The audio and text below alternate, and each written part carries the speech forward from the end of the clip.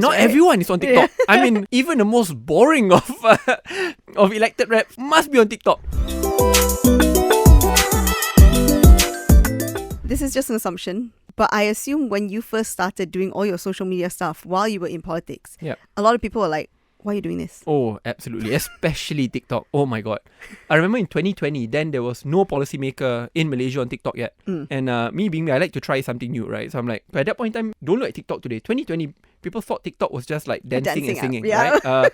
So I went on it and people were like, oh my God, are you going to dance on TikTok? That will degrade your identity. That will degrade the dignity of your office, you know, as an elected member. I said, no, I'm going to go on TikTok and I'll talk about policies in a very fun way. And then I remember that I was being condemned. You know, people say, ni YB TikTok, you know. But today, from being a pejorative, something negative, today is something which is hyper positive. Now and, people are trying to follow in your footsteps. Not everyone is on TikTok. I mean, even the most boring of elected reps must be on TikTok. Because that's really the social media of the future. The point is, just because you go on TikTok doesn't mean you have to dance, you have to, you know, do all these things. You just have to be yourself, be authentic. Today, the reason why I love TikTok so much, I mean, if you open my TikTok FYP, you'll see a lot of, I'm learning how to swim, so a lot of swimming videos. I was just going to ask what's on your FYP. And then a lot of like not cat history. It's not the history of cats. They show all this like fun graphical cats talking about history, like contemporary history. I get so hooked on it, you know. I'm like, oh my God, I learned so much about American history through cats talking about it. We were having this little conversation just before we started the podcast, and I was like slightly judging Saddiq because he always talks about his cats, and now he tells me this. What was the turning point? Like, why did you decide to go from teaching into politics? That's my first question. And why did you decide, what was the one video maybe that made you realize, like, you know what, this is how I need to use my social media? Interesting. Okay, I'll go to social media first. Because there's an overlap with politics as well. And this is why I say authenticity is very important. Not just in social media, but also in public service. It's not a video, but it's a posting. Instagram wasn't that big. It was still Facebook, you know. It was pre-TikTok. Yeah, definitely. It was TikTok was nowhere there to be seen. You know? I think it was in 2013, 2014. So at that point in time, I haven't joined any political party, haven't joined frontline politics, but I was commenting on national issues. I was a columnist as well for a few news portals locally and internationally. So because of my outspokenness on some issues, a group of my skeptics decided to, you know, dig deep into all social media postings to see if there's any dirt. And then they blasted out through all their own then government-controlled portals. Syed Saddiq kaki, maksudnya panggil kaki clubbing. Is that the word? No, kaki clubbing. Kaki disco. That's why I know the guy who wrote it must be super old, you know. It must be some boomer who still calls it disco, you know. But yeah. And I remember that was made a huge issue. Say, the university should take action against me. And at the same time, you know, I should not be in the front lines anymore because I'm already smeared, you know.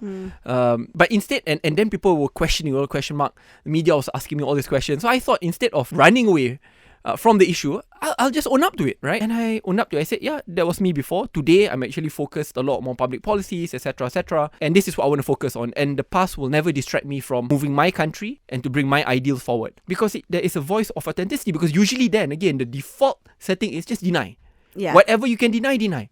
But why? I mean, I think in a way, we need to credit the intellect of fellow Malaysians that they are smart enough to know that no one is perfect. And actually, the imperfections, in a way, make us the most perfect human beings, you know, because that's who we are.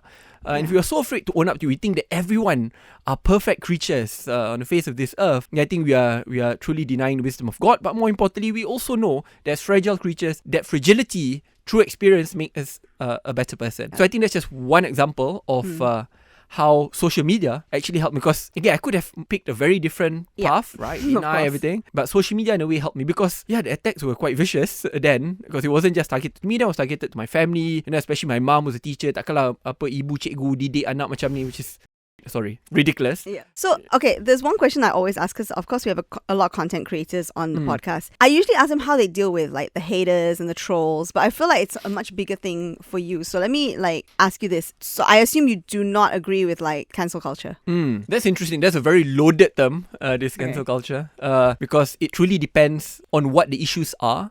If the issue is about something of the past in which the person can own up to and have a legitimate reason to own up to it, apologize, and find a way to move forward, I think we should be a lot more open and receptive to the apology. Weekends is where I'll do my long rides. That's about 5-6 hours. That's why I listen to my weekly magazine in audio version, which is Economist. I know you're leaving something out. When did you schedule your time to play with your cats? Oh, no, that's constant. No, my cat, I am merely renting the house from my cat. My cat is the true owner. Right? I mean, when you wake up in the morning, the cat will be next to you. Before you sleep, the cat will be next to you. Even when you don't want the cat to be next to you, the cat will be next to you. Worse, when it jumps on you while you sleep. So the cat is a permanent feature, which you cannot remove. But who are you as a friend though? Like, do you have time for your friends? Like, do you get to hang out? Do you get to live like a normal life? Yeah, I mean, of course I do, but I try my best to integrate it together. So today, I am convincing all my friends to do all the sports activities together with me. And you can see the suffering in your face at the beginning. I feel like I will never see you outside. But today, I mean, but today, I mean, I know they love it. I mean, one. Do they? I hope so. But in the end, family and friends form the most important bond. Which not just grounds you, but makes life worth it and meaningful. I mean, many studies have shown that you need 3 things to live a long life. Number 1, good health via your diet. Second, good physical exercise. And third is good social circles. Social circles may be connection to God, friends, and family. Someone you can be yourself with. So I will never ever want to disconnect that network, no matter how different we may be. I've got one of those down. I socialize a lot. The others, not so much. Yeah. You will notice at times in the darkest of days, just talking to someone, especially a friend who you trust, is the best stress reliever. You don't have to take all the other medication. Talking to a friend and being yourself is the most meaningful thing ever.